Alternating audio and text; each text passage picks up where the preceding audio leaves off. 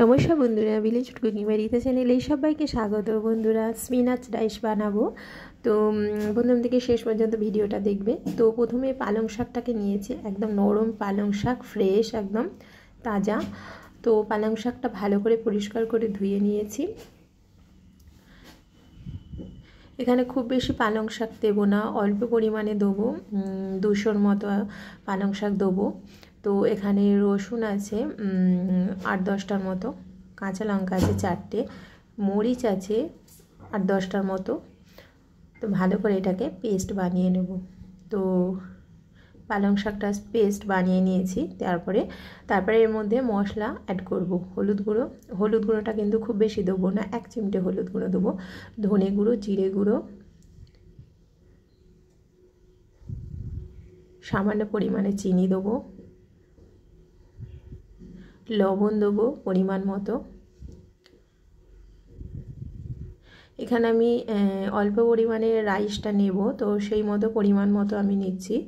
তো এখানে 1 বাটির মতো রাইস আছে, একদম ঝরঝরে রাইস। তো পেস্টটা তো বানানো হয়ে গেছে, ভালো করে স্পুন দিয়ে নেড়ে নেব।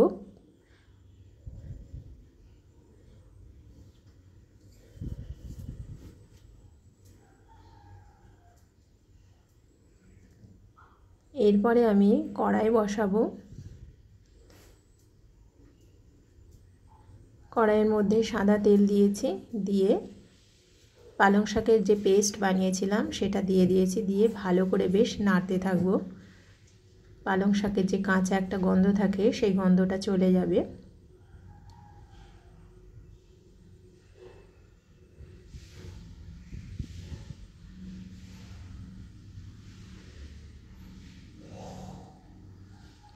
বেশ ভালো করে নাড়তে হবে, একটু বসা বসা টাইপের হয়ে যাবে। তারপর আমি প্লেন রাইসটা দিয়ে দেবো।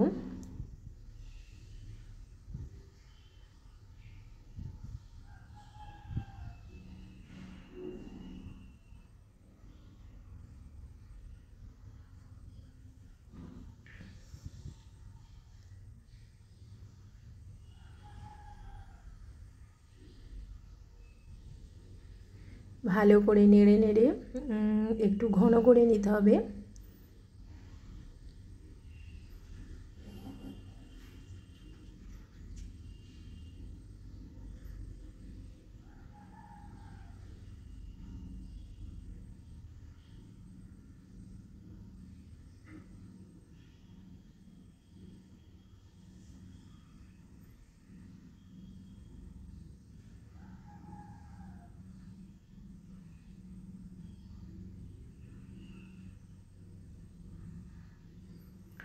তো এরপরে আমি প্লেন রাইসটা দিয়ে দেবো।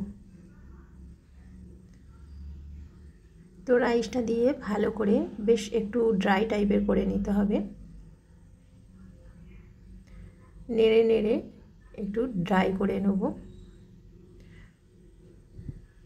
স্পিনাচ রাইস আর এর সঙ্গে থাকবে চিকেনের ঝোল, একটু সামান্য গ্রেভি টাইপের। তোমরা কষা করলে কষাও করতে পারো।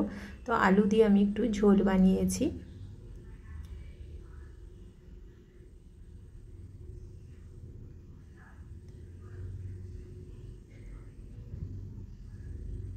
বেশ শুকনো শুকনো হবে, নেড়ে নেড়ে শুকনো করে নিতে হবে। বেশ ঝরঝরে টাইপের হবে, খেতে ভালো লাগবে।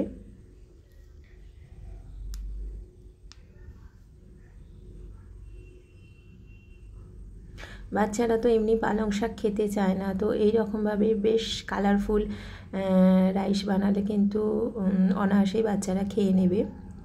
একদম সবুজ সবুজ এবং শরীরেও উপকার।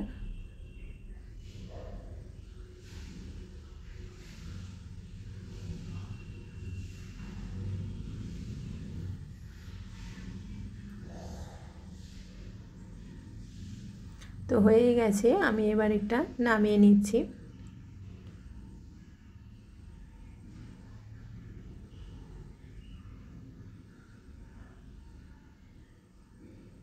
তৈরি হয়ে গেছে স্পিনাচ রাইস।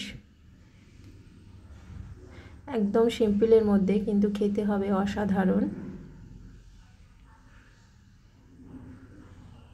পালং শাকের তো এমনি বিভিন্ন রকম রেসিপি করে খেয়েছি, তো এই রকম একবার বানিয়ে খেয়ে দেখবে আর অবশ্যই আমাকে বলবে কেমন হয়েছে। তো আমি এরপরে ডেকোরেটেড করে দেবো।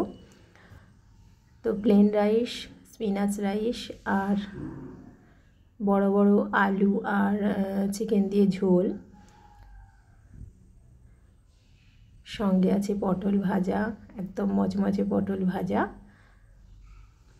তো বন্ধুরা, আমার এই স্পিনাচ রাইসটা কেমন হয়েছে অবশ্যই জানাবে এবং চ্যানেলটিকে সাবস্ক্রাইব করবে, লাইক করবে, শেয়ার করবে। যারা এখনও পর্যন্ত আমার চ্যানেলটি সাবস্ক্রাইব করেনি প্লিজ চ্যানেলটি সাবস্ক্রাইব করে দেবে। এরকম ঘরোয়া নিত্য নতুন রেসিপি নোটিফিকেশান চলে যাবে। তো আজকের মতো টাটা বন্ধুরা, আবার অন্যদিন অন্যরকম ঘরোয়া রেসিপি নিয়ে চলে আসবো। তো তোমরা অবশ্যই ভালো থাকবে, সুস্থ থাকবে আর আমাকে অবশ্যই